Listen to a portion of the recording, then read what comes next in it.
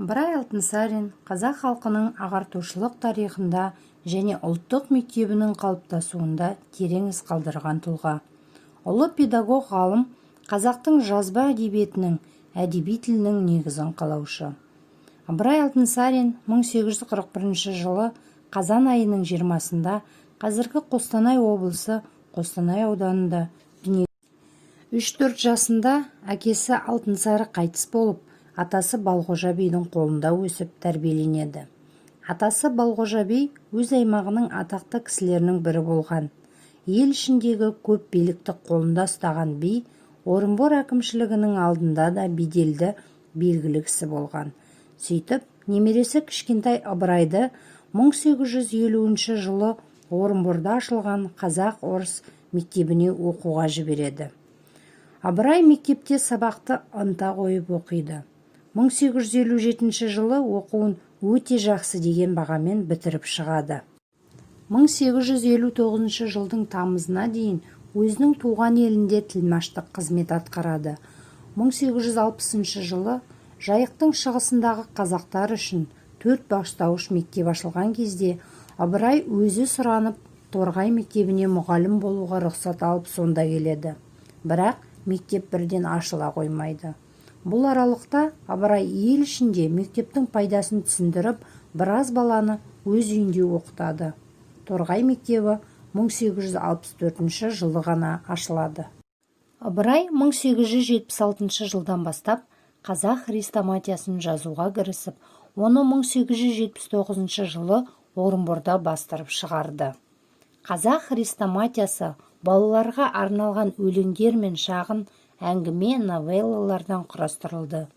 Олардың бір қатарын өзі жазды, біразын сол кездегі орыс оқулықтарынан еркін аударып алды.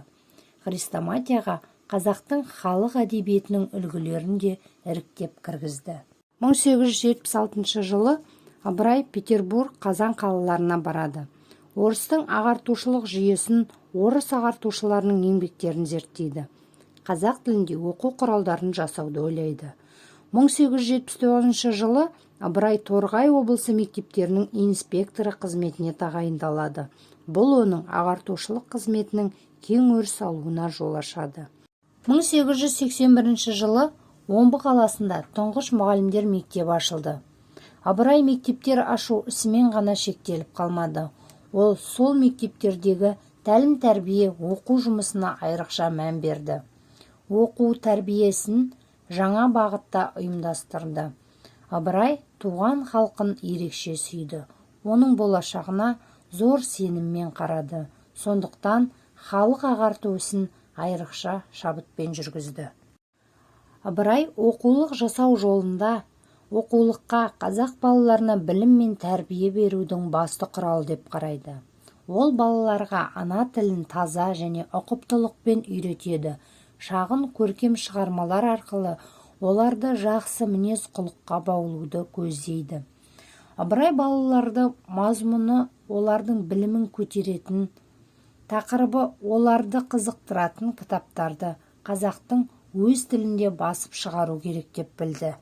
1879-1883 жылдар аралығында Торғай облысының 4 уезінде жаңа мектептер ашады. 1883 жылы Торғай қаласында қолөнер мектебі ашылды. Ол қазақ даласындағы техникалық білім беретін тұңғыш оқу орны болды. Ыбырай қазақ қыздарын оқыту ісіне ерекше көңіл бөледі. Бұған ескішіл әдет салттарға қарсы күрестің бір жолы есебінде қарайды.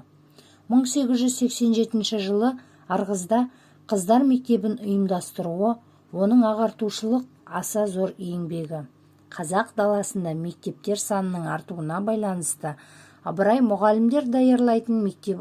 Сонымен Ыбырай Алтынсарин кемеңгер ағартушы, өмір шындығын озық идея тұрғысынан таныта білген аса дарынды суреткер, қажырлы қоғам қайраткері. Ол заманның ең маңызды мәселелерін көтеріп, жыр төккен азамат ақын, жаңашыл жазушы.